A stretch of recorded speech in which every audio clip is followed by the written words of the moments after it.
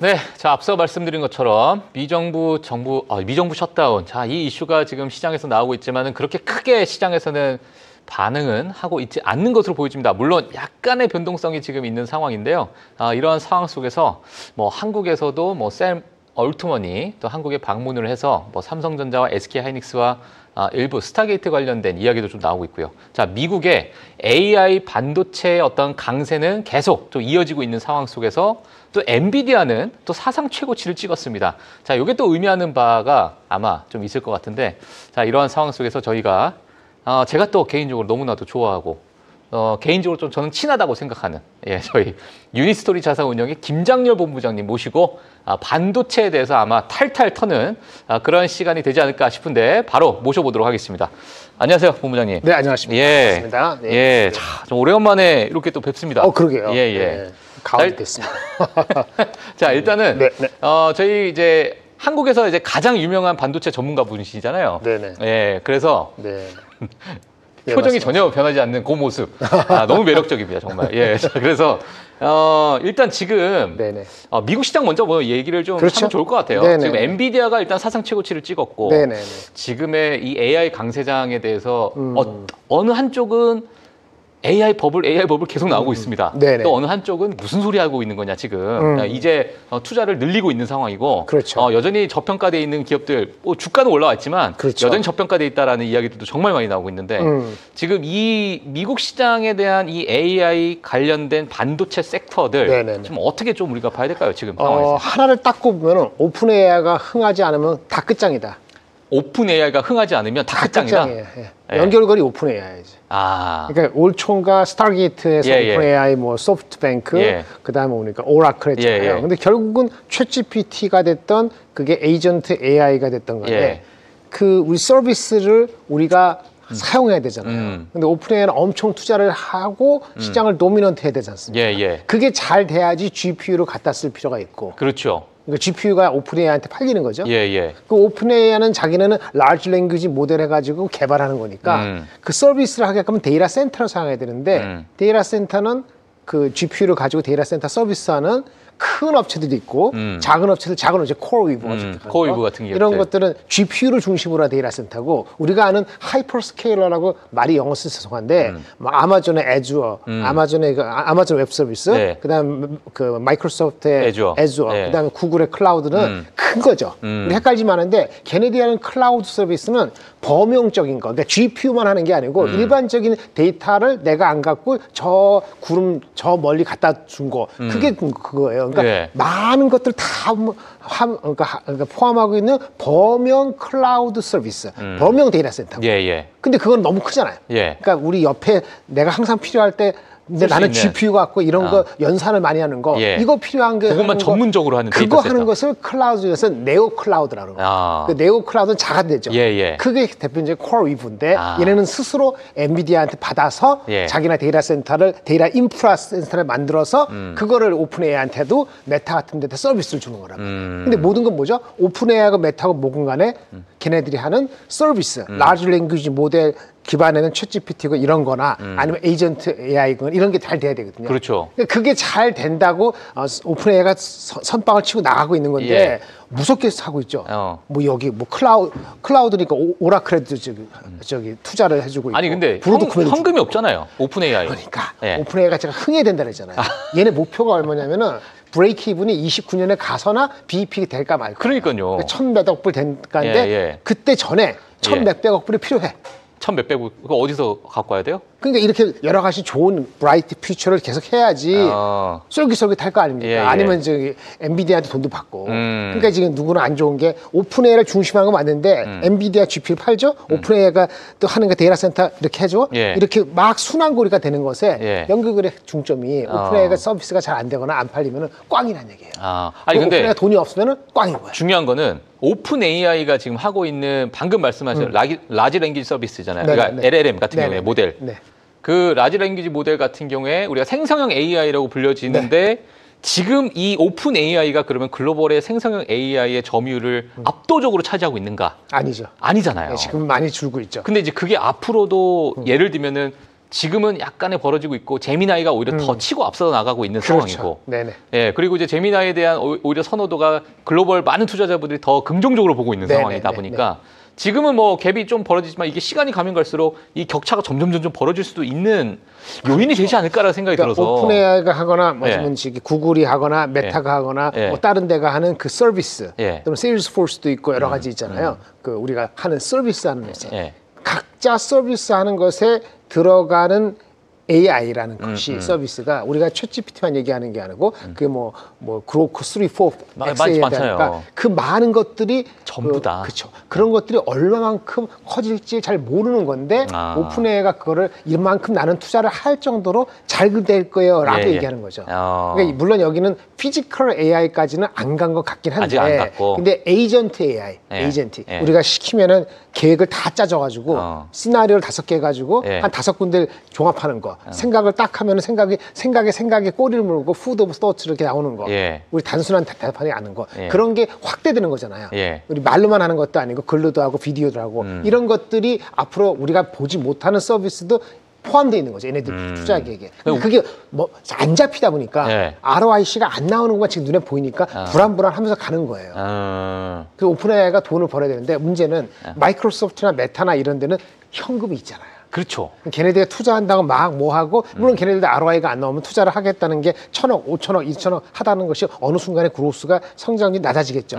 그게 이제 올해는 아니고 내년도 중반까지도 괜찮지 않을까라는 생각을 가지고 지금 가는 건데 걔네들도 만약 경기가 둔화되가 하면은 경기 확 둔화되면 그 투자 계획이 그로스가 30%가 되게 15% 내려갈 겁니다. 그것도 중요하지만 그 돈이 있으니까 걔가 망하지는 않을 거 아니에요. 근데 오픈AI는 막 설발치고 난리를 치는데 오늘 와서 이재명 대통령 만나고 뭐 삼성 만나고 막 하는데 다 좋다 이거지. 근데 그것이 다 벌려놨는데 이 고리가 끊어지면 어떡할까 하는 생각에 가장 걱정하는 게 캐시플로우가 안 돌아간다고 생각하니까 지금은 안 돌아가면 맞는데 미래도 안 돌아간다고 생각을 하면은 못 하는 거죠. 그래서 요즘에 오라클 주가 빠진 이유도 뭔지 알아요? 그것 때문에 그런 거예요? 그런 거지. 그러니까 오라클이 그 뭐 저기 Remaining Purchase Obligation이라고 수주 받은 것이 갑자기 3배 늘어서 4천억 달러가 얘네 며칠 1년에 찍혔잖아요. 그게 그것 때문에 급등한 거잖아요. 그치. 사실. 근데 그것이 RPO라는 것은 언제 될지 모르는 거거든. RPO가 기간이 뭐 1년, 2년, 3년이 없기 때문에. 그것도 2027년부터 예정일이 2027년이라던데. 그때 보니까 30년쯤 돼야 되는 거야. 그러니까 3, 4년, 5년 뒤에 건데 RPO의 상당 부분이 얘네 거라 이거지. 그럼 얘네 건데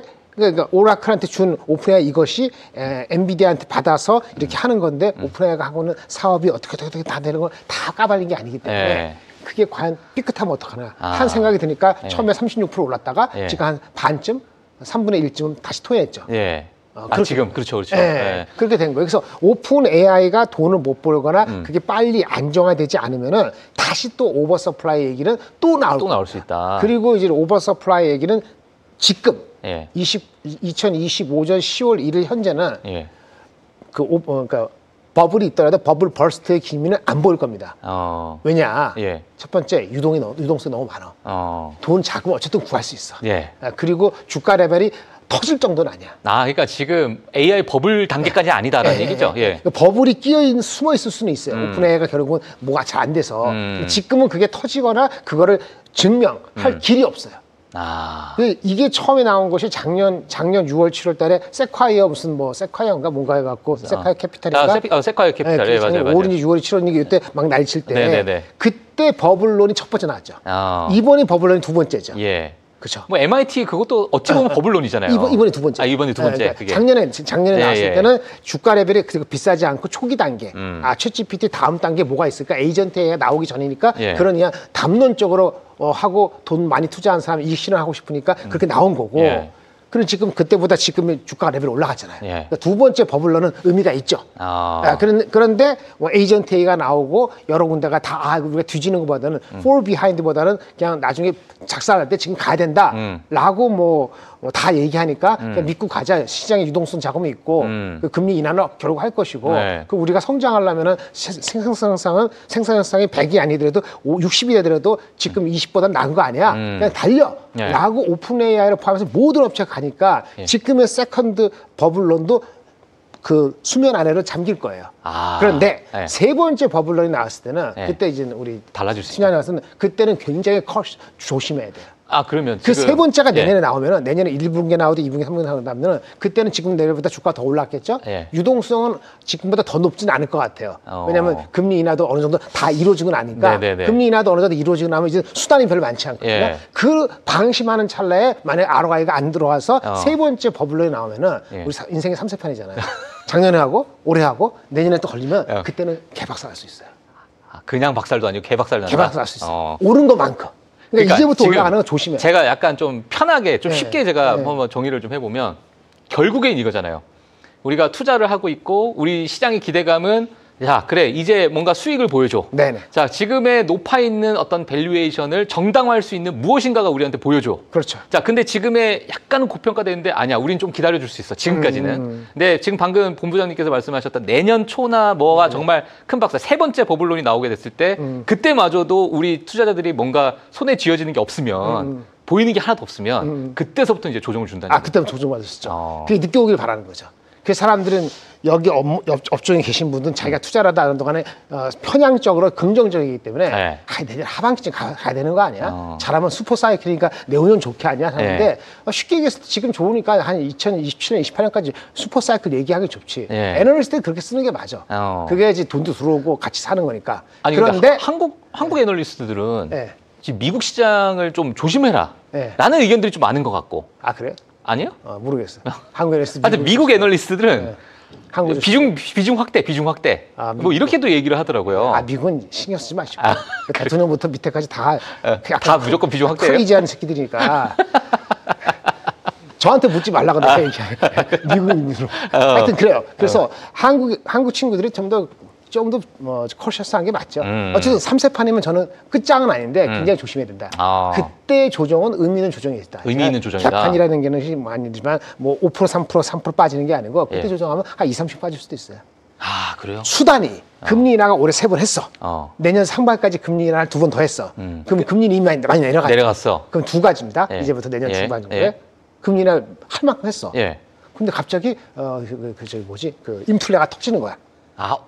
관세. 예. 예, 그렇게 할 수 그렇죠, 있고 그렇죠. 또 한 가지는 그렇죠. 거꾸로 경기 침체가 확 온 거야. 후행적으로. 노동지표 이런 것들이 깨지면서. 완전히 깨지면서. 금리 인하 많이 했기 때문에 이제는 금리 인하 더 한다고 이제는 알파 없고 경기가 침체가 된다고 생각을 예. 하면은 예. 어떻게 되냐면 투자하던 거 있잖아요. 예. 이런 AI도 주춤할 수 있어요. 그렇죠. 예, 그때는 진짜 조심할 수 있어요. 그래서 펀드도 잘 안 될 수도 있고. 지금 이렇게 좋은 시절에 이런 얘기하면 안 되는 건데. 그러니까 그럴 수도 있다는 거예요. 지금 미국 경기를 보게 되면 소비도 증가하고 있고 네. GDP도 지금 뭐 난리 났잖아요. 네. 예, 뭐 이런 것들. 네. 뭐 금리 인하 기대감도 있고 네. 뭐 계절성도 있고 네. 지금 4분기는 늘 좋았다. 뭐 이런 거 그렇죠. 소비 네. 늘어나고 있고 뭐 AI 네. 강세장이라는 표현을 많이 쓰니까 지금은 노 프라블럼. 아까 프로블럼이죠, 지금 진짜. 말씀드리는 건 예. 두 번째 세컨 버블론이 제시됐지만 제시됐을 때. 잠길 것이다. 근데 그게 없어진 건 아닌데 예. 우리가 수단이 있죠. 금리 인하를 할 수도 있고. 예. 그렇죠. 예. 그다음에 경기를 부양하는 게 아니고 뭡니까? 세제 개편이라든지 예. 뭐 이렇게 해서 감세 이렇게 해가지고 경기를 또 받을 수 있잖아요. 그러니까 미국 시장이 무너지거나 이걸로 인해서 흔들리지 않을 거예요. 관세 효과들도 꽤 오랫동안 기업들이 가격 정가를 늦게 시키거나 이럴 가능성이 있거든요. 눈치 보면서 예. 경쟁하니까 예. 이렇게 하면은 관성이 있어서 내년 1, 2분기까지는 그냥 갈 것 같아요. 그래서 주가는 가가. 중요한 게 조금만 더 우리가 네. 전망을 좀 해보면 만약에 세 번째 버블론이 왔다고 우리가 가정을 해서 네. 주가가 엄청나게 큰 조정이 왔고 야 이거 현실 불가능하다 AI 우리가 해보니까 예를 들면 네. 한참 오래 걸릴 것 같다라는 이야기들 막 나오고 버블론 나오고 그렇게 되면 그 AI라는 그 강세장이라는 제가 표현을 쓸 수밖에 없을 것 같은데 그 강세장은 일부 조정이라고 보고 다시 우리는 재진입을 해야 되는 순간이에요? 아니면은 정말 AI는 이게 우리가 너무 꿈에 부풀었나? 이렇게 봐야 되는 시점이에요? 어떻게 보세요? 그때 가서 하긴 해봐요. 그때 가서. 근데 참 중요한 건 네. 이 챗GPT하고 에이전트 AI까지는 리니어한 그로스가 좀 성장이라고 봐요. 예. 근데 아까 무슨 휴머노이드 로봇이라든지 그게 생산성에 실제 기여를 하고 아니면 그 로봇 택시, 로봇가 완전히 이렇게 되는 거 이렇게 해서 그렇게 되는 AI, 거기 들어간 AI, 물리 세계를 완전히 올려놓는 거 이런 시계가 스무드하게 되면 그 간격이 짧을 수 있어요. 근데 제가 잘못하면 에이전트 AI는 내년까지 그다음에 휴대폰에 들어가는 HBM이 아닌 일반 거 포함해서 그런 거는 내년도 잘하면 내년 말까지 하고 나면은 아까 그 피지컬 AI라든지 그 다음 세계 자동차 이런 레벨을 되는 연결할 수 있는 뭔가 있으면 그거와 그거하고 이거하고 연결하는 간격이 생기면은 내후년도 들어갈 때 이전에 그 걱정을 미리 할 수 있어요. 근데 경제가 그거를 약간 나쁜 식으로 뒷받침하면은 내년 하반기는 조정이 올 수도 있거든요. 생각보다 일찍 올 수도 있죠. 근데 지금은 너무나 쇼테지가 넘쳐나고 반도체를 봤을 때도 관세는 미뤄졌고 관세 효과는 그러다 보니까 이게 그다음에 금리 인하는 충분히 안 했잖아요. 그러니까 하면은 그거 갖고 그 어느 정도 막아내면서 주식을 파칠 수가 있기 때문에 그 관성을 봤을 때는 한두 분기 내지는 한 6개월, 9개월까지 내년도 한 6월까지는 그냥 갈 수도 있어요. 그래서 제가 말씀드리는 게 세컨드, 서드 라운드가 됐을 때는 조심해야 되고 지금은 즐겨야 되는데 오히려 즐기다 하더라도 지금부터 올라가는 각도는 최근에 올라간 각도 대비했을 때 각도가 더 높을 것이냐 본다면은 그런 섹터도 있겠지만 그렇지 않은 섹터들도 차별화될 수 있기 때문에 주식시장에서 잘 골라야 되는 거죠.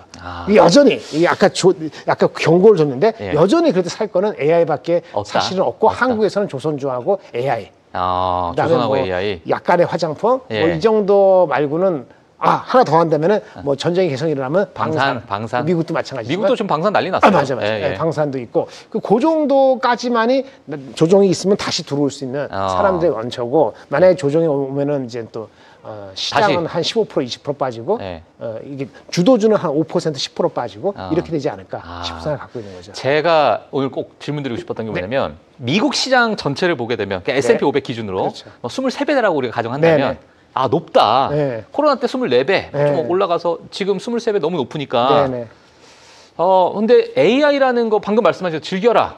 근데 우리가 투자를 하고 있는 그러니까 많은 종목들이 결국에는 빅테크로 쏠릴 수밖에 없잖아요. 맞습니다. 플레이어들이. 맞습니다. 근데 빅테크의 쏠림 현상이 워낙 크다 보니까 비중이 워낙 커서 조금만 만약에 예를 들면 유동성이 좀 들어가게 되면 빠지면 그러니까 뭐 빅테크들이 좀 들어가게 되고 투자가 좀 일어나면 바로 그냥 또 S&P 500이 또 튀어 오를 수 있을 만한 요인이 되잖아요. 너무 비중이 넓으니까 크니까. 며칠 전에 나온 그 자료를 하나 가져왔는데 보여지는지 모르겠는데 버블런이 나오면서 한 일주일 된 것 같은데요. 닷컴 당시에 그 당시에 초등학생 모르겠지만 저요? 닷컴 때? 나 있나? 그렇지. 초등학생 아니지. 작가님이 초등학생. 저는 고등학생. 닷컴 당시에 닷컴 버블 당시지. 다 줄였어. 닷컴이 뭐야? 닷컴 버블 당시. 그쵸. 그 당시에 PER이 그 아주 큰 종목들, 지금의 우리 빅테크라든지 이런 PER이 한 40배가 좀 넘었답니다. 나는 기억하냐? 제가 나이가 많은데 기억 못해. 이때는 초창기였게 저도. 나중에 역사가 되니까 그런 거야. 40몇 배. 지금은 한 30배 초반이래요. 그럼 어떻게 해야 돼? 밸류에이션은 아직 여유가 있다고 볼 수도 있겠죠. 그렇잖아요. 그렇죠. 그다음에 지금 질문하신 거는 뭐냐면 가는 놈만 가고 못 가는 놈 못 가는 거. 그렇지. 예전에는 그러면 얼마나 갔을까? 우리가 흔히 했을 때 테크놀로지, 커뮤니케이션 이게 빅테크인데 거기에 시가총액이 몰린 게 약 40%. 그리고 피크아웃 됐어요. 그래요? 그런데 이거는 피크아웃 될 수도 있는 게 40% 시가총액을 차지했는데 실제 S&P 500의 전체 영업이익에 차지하는 비중은 고작 23%밖에 안 돼요. 그러니까 돈을 못 벌면서 비중만 많이 차지했어요. 근데 지금도 비중은 훨씬 많아. 이게 일주일 전에 44, 45%. 한 45% 차지하니까 쏠림이 많지. 그때보다. 근데 수익 기여도는 37%니까 훨씬 먼. 그때보다는 다르잖아요. 한 1.5배는 더 갈 수 있다.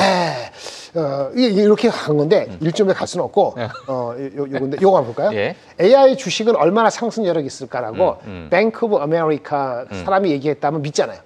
김장렬이 얘기하고 박진영이 얘기하면 맞아요. 무슨 개소리야. 저는 이제 본부장님 말씀 잘 안 믿고 사실. 그렇지. 뱅크 오브 아메리카 믿거든요. 이 챗GPT 찾으면 다 이게 설명해줘요. 근데 챗GPT 찾더라도 이게 무슨 의미인지 알아야 될 거 아니에요? 어쨌든 1990년부터 30년 동안 지난 30년 동안에 맞나? 30년 동안에 30년 동안 9번의 주식시장에 버블이 있었는데 바닥에서 잡아서 위에 꼭대기까지 갔을 때 평균 이렇게 올라가는 거 평균이니까 뭐 300% 올라갈 때도 있는데 평균 올라가는 게 244%래요. 평균적으로 예. 9번의 에퀴티 버블이 있어요. 네네. 근데 지금 일주일 전에 최근에 바닥이 23년 미국 기준이니까 우리가 다녔죠. 23년 3월달 지금 1년 반 전에 맞나? 1년 반 전에 그때 샀으면은 일주일 전에 그래서 225%. 아. 그래서 얼마냐? 한 15% 남은 거예요. 15% 남았다. 얼마 안 남았네요. 그래서 제가 그랬잖아요. 웬만해서 이제부터는 각도가 쉽지가 않다. 아, 저도 이제 뱅커 오브 아메리카에서 뭘 하나 읽어봤는데 그래요? 이 친구는 아닌 것 같아요. 이 친구 말고 다른 친구가 얘기했던 걸 제가 들었는데 이거 어떻게 생각하세요? 네네. 우리가 김정영 부부장님이 이제 닷컴 부부 시절로 돌아가시는 거예요. 네네네. 그러면 그때 당시에 딱 봤을 때 네네. 그때 살았던 사람들은 그때 현업에 계셨던 분들은 과거의 어떤 뭐 강세장 또는 버블을 비교하면서 닷컴 버블 시절을 같이 비교를 했을 거 아니에요. 그랬을까 잘 모르겠지만 뭐 그러셨을 것 같아요. 근데 그때도 만약에 예를 들어서 과거와는 다르게 너무나도 큰 버블이 생겨서 이거 우리가 어떻게 해야 되나.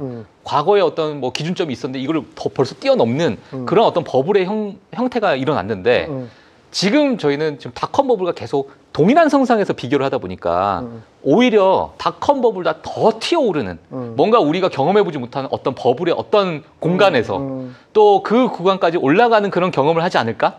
라고 뱅커 오브 아메리카에서 어떤 분이 말씀하셨는데 반대로 얘기한 거네. 그러니까 아직 룸이 먼저 훨씬 더 남아있. 그러니까 과거와는 지금의 여러 가지 수익성이나 뭐 기업들의 체력이나 뭐 여러 가지 그런 상황이 많이 다른 상황이기 때문에 또 AI가 주는 여러 가지 효율성 이런 것들이 과거 닷컴 버블과는 또 다른 어떤 세계이기 때문에 이거를 그때 그 상황과 기준점을 우리가 동일시하게 봐야 되는 것인가 아니면 뉴노멀을 우리가 봐야 되는 것인가 라는 의견을 또 주더라고요. 어떻게 과거는 그 반복되는데 패턴이 반복되는 거지 정확히 똑같지는 않죠. 옳은 지적일 수 있어요. 그러니까 지금이 이렇게 경계감을 주는 건 우리끼리 얘기를 하지만 거기에 그거를 과거랑 이렇게 애플 투 애플 비교를 해가지고 그거에 근거해서 액션을 바로 하느냐 이거는 지금 말씀하신 그런 업사이드의 충분함을 일찍 잃을 수도 있죠. 그러니까 제가 미리 말씀드린 지금은 가라앉아 있지만 나중에 이런 게 발전되면 될 수 있다는 거고 아까 244대 225면 그럼 15%가 딱 정확한 거냐? 그건 모르는 거죠. 모르죠. 근데 과거보다 이익이 많이 남으니까 좀 더 갈 수도 있고 안 갈 수도 있는 거잖아요. 그 여건에 있어가지고는 이거 말씀드릴게요. 과거에는 예전에 한참 얘기가 그 버블이 20년 초반인가 났잖아요. 그거를 미리 얘기하신 분이 계시죠. 그 앨런 그린스판인가? 앨런 그린 맞아. 그분이 이제 닷컴 버블 때 연준이장. 그 전에 뭐라 그러냐면 이거는 irrational exuberance라고 비이성적인 흥분이다. 근데 그거 얘기하고서 1년 반인가 주가가 아주 그냥 난리가 났었거든. 근데 생각해보면 왜 그런 거예요? 그 당시에 정보가 안 돌 때야.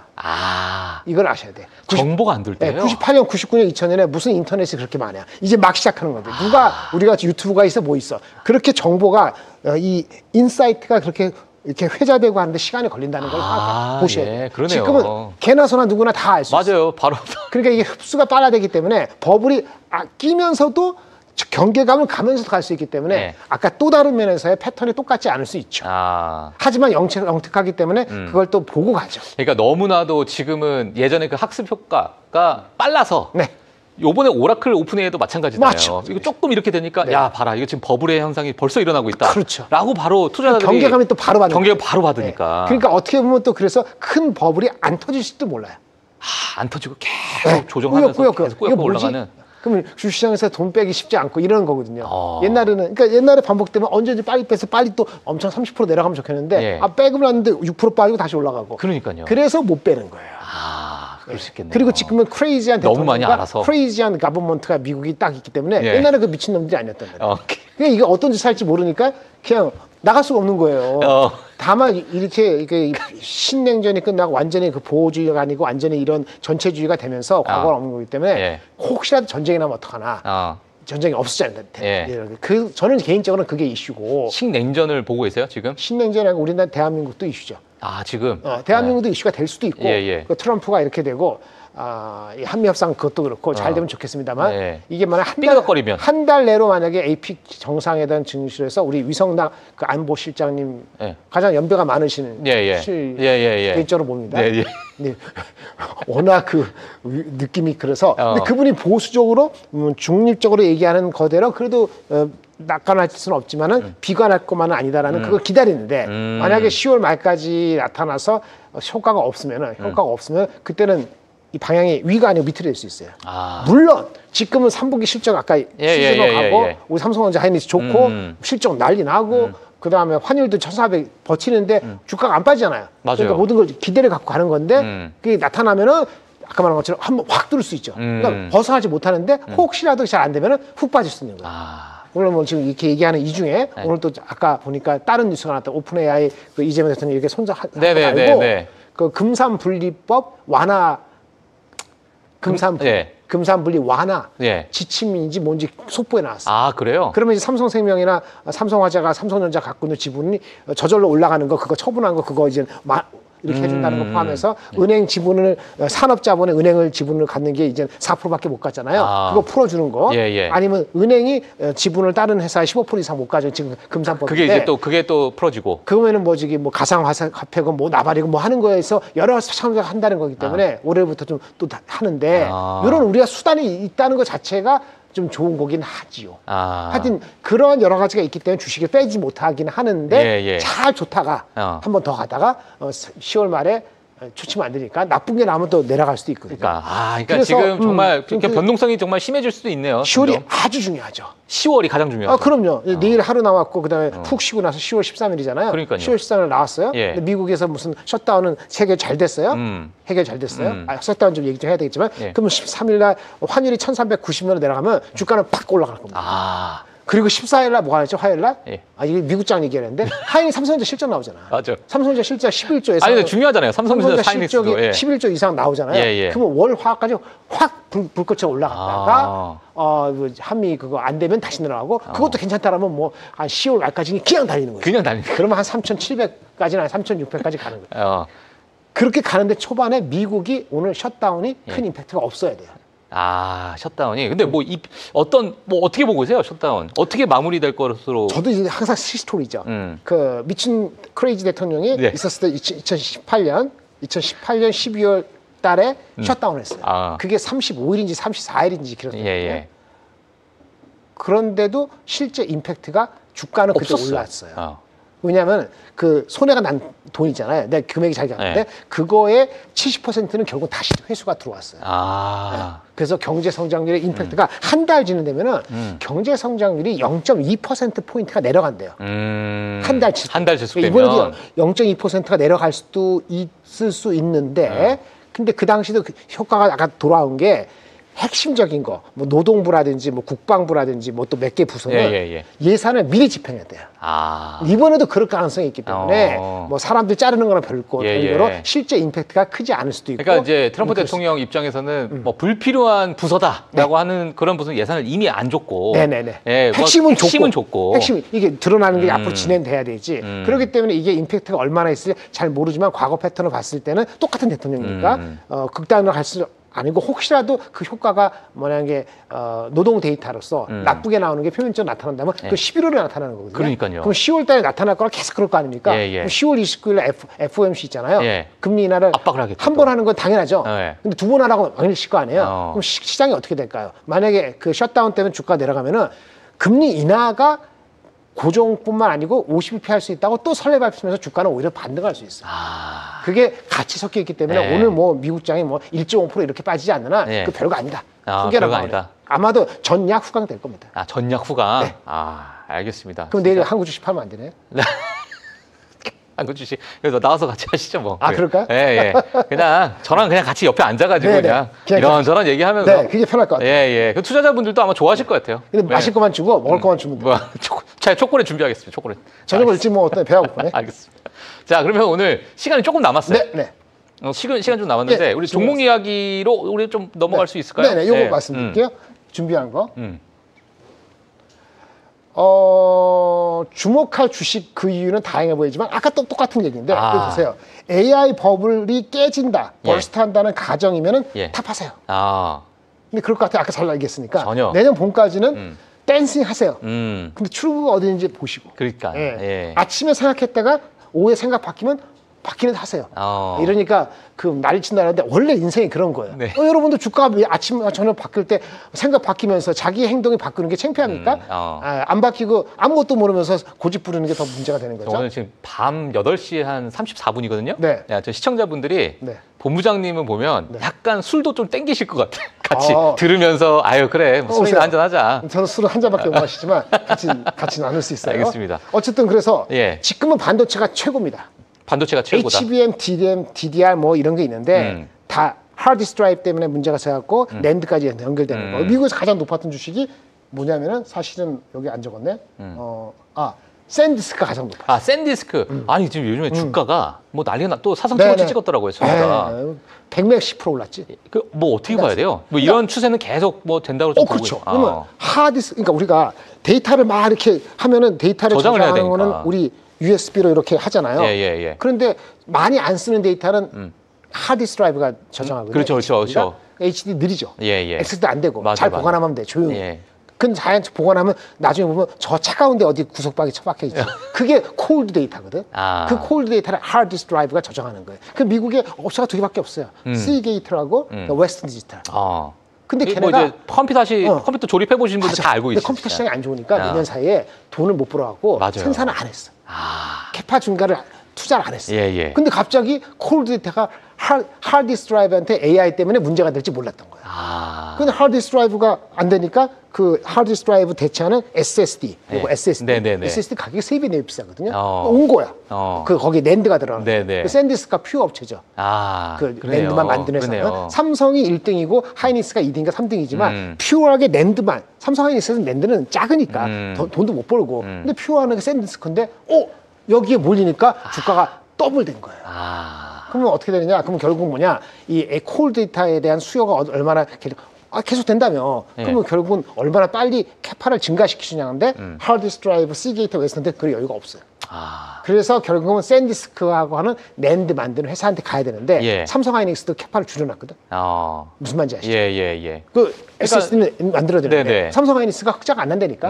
이제 10% 날까, 5% 날 거고 그래요? 이런 패턴을 가면은 한 6개월 지나야지 20몇 프로 흑자나. 그러면 만약에 캐파를 증가하자 요 이 땅 하더라도 준비하면 6개월 걸려요. 6개월 걸리는 거예요. 그 아까 말한 것처럼 그러면 내년도 2분기에 가야 된다는 거예요. 그러면 가장 이익이 부족했던 낸드 기반의 SSD가 이 모양이고 그 위에 DDR5 일반 서버 그다음 맨 위에 HBM이잖아요. 근데 오늘 오픈AI가 와서 달라고 난리쳤다며. 그러니까요. HBM 더 하려면은 캐파가 부족한데 어떡하라고. 그러니까 다 난리가 난 거예요. 다 난리가 나는 거예요. 그래서 삼성전자가 지금 흑자가 4조 5조였는데 한 분기 실적이 이번에 11조 나온다 그러고 6개월 내로 15조 될지도 모른다는 설레발이 나오고 있어요. 그러니까 주가가 목표 주가 9만 원, 10만 원 얘기 나오는 거죠. 그렇게 따지면 마이크론 주가 더 가야 되고. 아니 근데 지금 방금 말씀하신 것처럼 마이크론이 삼성보다 밸류가 쌉니다. 지금요? 네, 싸요. 지금 마이크론이 마이크론 삼성보다 주가가 밸류가 싸요. 20 몇 배 정도 되나요? 아니 그거는 올해 8월달 지금 9배예요. 포드 PR이. 그러니까 포드가 올해 9월인가부터 내년도 8월까지 이제 헷갈리는데 그렇게 하면 10배 정도 안 될 겁니다. 맞아요. 마이크론 맞아요. 삼성전자는 10배 안 근데 돼요. 10배 넘거든요. 물론 다른 게 있죠. 그러니까 삼성전자보다 마이크론이 비싸다고 할 수도 없고 하이닉스는 항상 싸지. 근데 많이 올라와서 6.5배 정도 돼요. 이러니까 거기 가야 되는 거고 아까 엔비디아는 많이 올라왔기 때문에 엔비디아는 요즘 로봇 때문에 가는 거예요. 로봇에 들어가는 기대감으로 그거가 붙으면은 앞자리는 바뀌는 건 시간 문제 같고 근데 누가 얘기는 $250까지 가는 거는 내년 실적이 보여야 되는 거니까 그건 10월 27일 날 봅시다. 10월 27일이 엔비디아 실적 나온다네. 11월 10월 27일. 10월 27일. 그러네요. 10월 27일. 아닌가? 아니요. 11월 11월 말. 10월 13, 오케이. 엔비디아가 중요하고요. 그 다음에 엔비디아하고 또 많이 하는 게 코어웨이브. 근데 네비우스와 코어웨이브 얘기하는데 네비우스는 코어웨이브가 10분의 1밖에 안 되는 유럽 중심이에요. 그러니까 네비우스보다는 코어웨이브가 좀 더 공격적이니까 공격적으로. 만약에 이걸 공격적으로 본다면 네비우스 사는 게 그러니까 요즘에 코어웨이브 보니까 부채가 확 늘면서 투자를 과감하게 하고 있더라고요. 하이리스크. 그러니까 우리 뭐 오픈AI 이런 거 정도 위험한 건 아닌데 하여튼 그래도 코어웨이브는 엔비디아 거 사면 되는 거니까 그 정도. 그 엔비디아, 코어웨이브, 마이크론 요 정도고 브로드컴 요즘 빠졌죠. 맞아요. 브로드컴 어떻게 봐야 돼요? 그것도 마찬가지인데 오라클이 아닌가? 오라클인가 엔비디아. 엔비디아가 오더를 준 거. 엔비디아가 아니면 죄송합니다. 헷갈리는데 오픈 AI가 오더를 준 거. 오픈 AI도 오더를 받은 거. 그죠. 오픈 AI가 오더를 줬죠. 오더를 받은 게 오라클하고 브로드컴. 맞아요. 근데 오라클은 너무 크죠. 아까 3천억 불 받은 거고 브로드컴은 좀 적지만 받은 거잖아요. 맞아요. 그러니까 브로드컴이 먼저 엔비디아보다 높게 올라가서 밸류가 엔비디아보다 훨씬 높아요. 아직 40배 정도 돼. 그러니까 약간 수그러져. 조금 이제 펀더멘털 이슈는 아니다라고 예. 고 오라클이 문제죠. 오라클 이슈는 10월 13일 우리 쉬고 나서 10월 13일 내일 하고 나서 10월 13일부터 오라클이 자기네 자체 행사가 있어요. 오라클 AI 월드라는 거. 그 월요일 딱 해서 월요일 밤 화요일 됐을 때 여기서 무슨 얘기 나오는 거 봐서 오라클이 별 소리가 안 나온다. 그럼 이건 조종이에요. 조종이요. 근데 나오면 그때부터는 욕하시는 줄 알고 제가 지금 깜짝 놀라서. 예. 아니 근데 별 얘기 없으면 조종이라고. 그 조종. 그러니까 지금 15% 꼬치가 15% 빠졌으니까 사람들이 버티는데 여기서는 5% 더 빠지면 참지 힘들지. 그래서 그때 오라클은 핵심이 되는 거예요. 이 정도 됐고 나머지는 뭐 화이자는 모르겠고. 저는 저 마지막 문장이 가장 눈에 옵니다. 뭐 물론 이제 지금 주식에 대해서 이렇게 설명해 주셨는데 마지막에 셀 올이 아니면 26년 봄까지는 출구 살피면서 댄싱을 해라, 춤을 춰라. 이게 뭐 핵심 아닙니까 지금?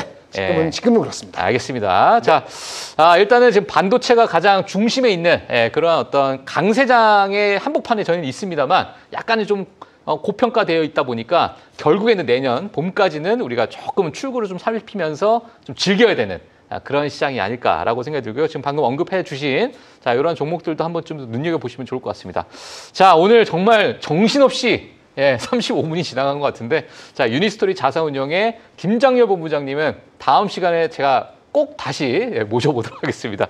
자, 다음 시간에 한번 뵙도록 하겠습니다. 감사합니다. 추석 잘 보내십시오. 고맙습니다. 감사합니다. 네.